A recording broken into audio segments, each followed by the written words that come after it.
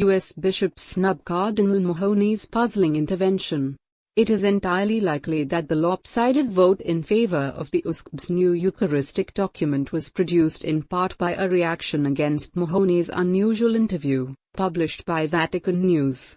At 85, and years removed from exercising influence or enjoying honor in the Catholic Church in the United States, Cardinal Roger Mahony returned briefly to the spotlight last week on the occasion of the USCB plenary meeting in Baltimore.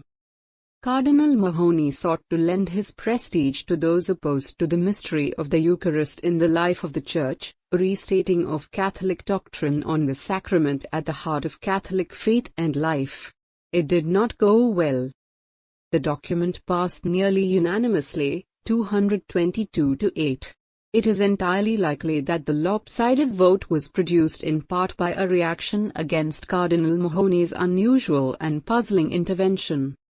The Eucharist document had two origins. First, the growing data that a very large number of Catholics do not believe what the Church teaches about the Eucharist, namely the real presence of the Lord Jesus. Second, the question of worthiness to receive Holy Communion, a long-standing question in an age when nearly everyone present at Holy Mass receives Holy Communion. The election of President Joe Biden, a practicing Catholic whose pro-abortion policies put him at odds with Catholic teaching on the sanctity of life, made that question sharper. The latter matter got most of the attention. Would the Catholic bishops explicitly tell President Biden that he would not be given Holy Communion? That was never on the table, as such a decision, if taken, belongs to the local bishop. Indeed, canon law, in relation to Catholic heads of state, may well reserve that decision to the Holy See. So there was no Biden clause in the Eucharist document, but a restatement of perennial Catholic teaching, including on worthiness to receive Holy Communion. The document does not single out any particular person or office, but it made clear that promotion of abortion is incompatible with reception of Holy Communion. Given all of that, it was highly irregular that the official Vatican media site published an interview with Cardinal Mahony, Archbishop Emeritus of Los Angeles, just as the plenary meeting was opening. Cardinal Mahony delivered a broadside attack on the document, saying that the U.S. bishops should not even be considering such a teaching document, despite a large majority vote in favor of the initiative at the last meeting in June. However the interview came to be, it was more than strange that the Vatican media operation would give a retired cardinal a platform to attack a conference initiative, precisely when that same conference has elected his successor, Archbishop Jose Gomez, as its president. Obviously the Archbishop of Los Angeles has his finger on the pulse of his brother bishops rather better than his predecessor. Cardinal Mahony found himself in the awkward position of declaring foolish something nearly all of his brethren found necessary, by a thumping vote. Even more extraordinary, the interview included Cardinal Mahony declaring himself thrilled at the statement by 60 pro-abortion Catholic members of Congress, all Democrats, denouncing the U.S. bishops' vote in June 2021. That those same Democrats went on within months to pass the most extreme pro-abortion legislation in American history made it peculiar that Cardinal Mahony would praise them now. Had he had any doubts about the value of the House Democrats' call for dialogue, Bishop Robert Barron, Auxiliary of Los Angeles, addressed that back in June, as well, pointing out that the 60 representatives will not even support legislation protecting the lives of babies who somehow survive an abortion attempt.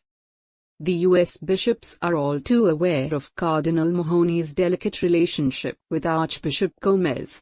In 2013, when investigative reports revealed that Cardinal Mahony had a lamentable record on sexual abuse cases going back decades, Archbishop Gomez declared that Cardinal Mahony would no longer have any administrative or public duties in Los Angeles.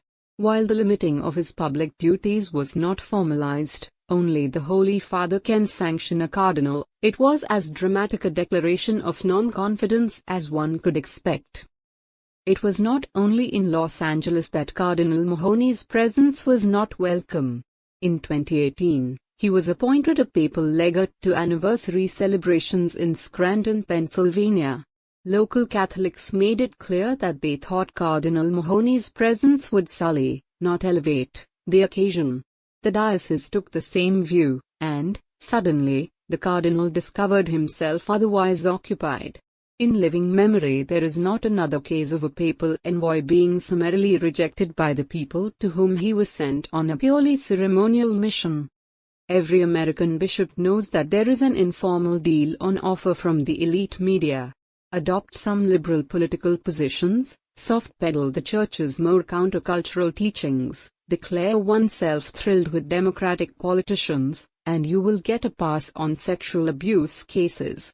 That's why Cardinal Mahony escaped relatively unscathed in the court of public opinion as compared to Cardinal Bernard Law. He could not escape all consequences, though, and Cardinal Mahony's brother bishops were likely not surprised that he would try to return to the spotlight by praising the pro-abortion Democrats who so often were his allies. The bishops were not impressed. At the next gathering of the House Democrats, Cardinal Mahony will certainly be welcome. He may even be feted. If there are any relevant resolutions to consider, his position would certainly get more than 8 votes.